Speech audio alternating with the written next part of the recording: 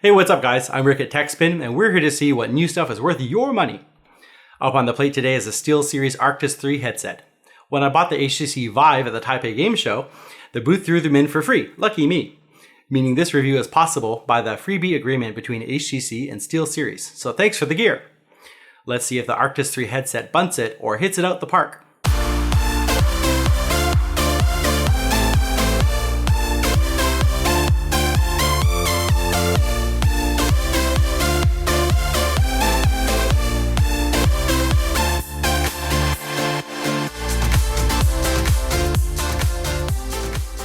The SteelSeries Arctis 3 starts out with a great presentation, a nice slick black box with red accents. The product majestically presented and best gaming headset proclaimed on the top right corner. Wait, did they incept this stuff? Or is this version 2 after the award was already given to them? Crazy. Alright, well let's see how they actually are. Inside the box we got the headset, manual, registration code, a sticker sheet done on thick cardboard which has gone AWOL, and a surprising amount of cables. The Arctis 3 comes in a black and a white variant, and I got the black one. The standout features of this headset are a bidirectional microphone, on-ear volume and mic controls, a ski goggle suspension band, Airweave ear cushions, it's multi-platform and mobile ready, and a big one, it has 7.1 surround support. We'll get to that later. The pair is sleek, all black, with very subtle SteelSeries branding at the bottom of the cans. The outside of the cups is covered with a very nice smooth rubber, and it fits comfortably over my large head and ears. The foam pads are made with Airweave fabric and are super soft, have a lot of give, and they're very comfortable for going over ear, great for long gaming sessions. Below the sturdy black overband is a ski goggle camo styled adjustable fabric headband. It's light, head-fitting, and breathable. Adjustable too. You can buy different styles to swap out at about 15 euros each or about $16 US. It's an interesting concept, though because it's interior, it doesn't have large impact on changing the style. I would have liked to see a cover or wrap for the outer headband. Now that would be cool. Between the ear pads and the headband, I have to say that in my years of using different headphones for exercise, recreation, and especially for DJing, mobile, and studio use, these are one of the most comfortable I've ever worn. Very well designed. On to connectivity. The left speaker has all the action happening. From the top, there's a microphone mute button, easy enough to find, but is sometimes a little difficult to engage. The volume control is next a rubberized outer wheel with a microdot texture, very tactile and easy to adjust. When I was turning the volume on the headset, I did notice a spot of slight grinding about 3/4 of the way up. Not sure if it was a problem with just my particular model or not, but a little worrying in an $80 US pair of headphones. I probably won't use the headset volume much anyways though. Next up is the main cable jack port. This connects the audio to the headset, and it uses a proprietary connector, a UC-E6. I googled and I could not find any replacement cables, and checking SteelSeries website, they aren't even providing them as of yet, but maybe soon. So if you have kittens, you should probably stay away until cable replacement is possible. Nobody will complain that the cable they accidentally destroyed was replaced with a cheap connector while they order a nice replacement. Everyone will complain that they couldn't use their $80 headphones because it uses a proprietary connector. Ugh. This is where the wiring in the box comes into play. There's 3 cables. You'll connect up the headset side shaped UC-E6, I'm going to call it U6, okay, male to a US6 male computer side connector, and the cable measures 122 centimeters or 48 inches. From here you have 2 choices. First is a dual 3.5mm to US female 6 adapter cable, measuring 182 centimeters or 72 inches, which plugs into your headphone and mic jacks on your PC. Second is the 4-pole 3.5mm jack to use female jack. It's just basically a bendy adapter measuring in at 8 centimeters or 3 inches. It allows you to use the set with mobile devices like phones, MP3 players, and the like. Next port down is the headphone share jack, a nice feature. It's also controlled by the volume wheel, and when you insert another pair of headphones, the volume drops on the set by a dB or 2. Still, a nice addition to have. As we turn the set around, you can see the microphone nub. This retractable mic pulls out and extends 9 centimeters or 3.5 inches. The support is easily movable and light, but stays in position. Let's do a little testing. Okay, and here's an example of me using the bidirectional microphone on the SteelSeries Arctis 3, doing a recording here on my HTC One 9 with a WavePad free editor. So this is a test of my voice, test. Okay, and this is me recording with the bidirectional microphone of the SteelSeries Arctis 3. Here I'm recording on the Sony Xperia XA Ultra, also using WavePad record control setting at 70%. I used a ruler to measure that out, so it should be a good comparative measurement there. Okay. Don't forget to like this video, please subscribe and click the bell icon to be notified when the next video is ready. Okay, so the bases are loaded and this game could go either way. Next up is the quality of the actual sound. I'll split this into two parts, 7.1 surround and normal stereo content. First, how's normal stereo sound? Considering this is a very subjective test, let me give you some background. I've used Panasonic, JVC, Realistic, Sennheiser, Philips, Behringer, Technics, Pioneer, Audio-Technica, and others. And full disclosure, I have been sponsored by Sony twice for 2 pairs of headphones while DJing in the clubs a couple years back. Although what I wore at home or outside was up to me. I moved from Technics to Pioneer to Sennheiser to Sony's, and well, they've stuck with me. For pure listening to music, I'm actually a big fan of Sony's sound for years now, with crisp highs and rich, well-defined lows. I've heard people say that with some of Sony's headsets. Bass isn't the studio level sound, but in my studio, when I was chopping remixes up late night and I couldn't use my monitors because of the noise complaints I got, Sony's were the only sets I used for the full low frequencies to see if they distorted the vocals or highs. So compared to proper cans, the sound from these is decent. They reproduce well, good highs, great mids, and defined lows.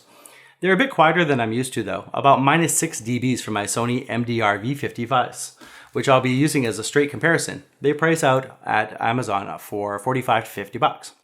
Weighing in at 272 grams or 9.6 ounces, the Arctis 3 has 40mm or 1.6 inch drivers, rated at 98 dB and with a 32 ohm impedance. For comparison, the Sony MDR V55s weigh in at 220 grams or 7.8 ounces and also have 40mm drivers that deliver 105 decibels at a 40 ohm impedance. While I can listen to music at 100% on my PC with the SteelSeries, I need to adjust the volume down around 90% for either my Sony MDR V55s or my very used Sony MDR XB920s. Checking to see power handling, I hooked them up to my home receiver, also Sony but not sponsored. Volume on this STR DH750 maxes out at 74, and looks like a little juice was all the Arctis 3 needed. I was able to get some real volume and a nice bass as it got up to a volume of 40. My Sony's easily hit that same volume at 36, but with the extra bonus of all that rich, deep, goosebump inducing bass. Anyways, with a bit more juice, the Arctis 3s can really deliver. Now, on to setting up the 7.1 surround feature. First we go to the download page and grab Engine 3.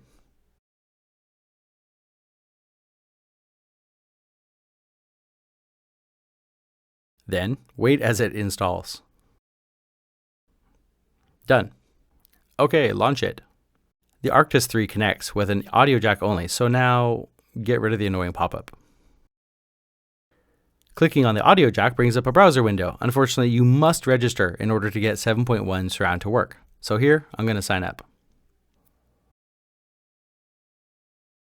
And then you need to check your email to verify. Verified. Happy now? It's not immediately apparent what to do next, so in the Your Account screen, we'll click on My Products. Then you need to find your activation card. Don't throw this away. Finally, type in your activation code. Obviously, this isn't the real one.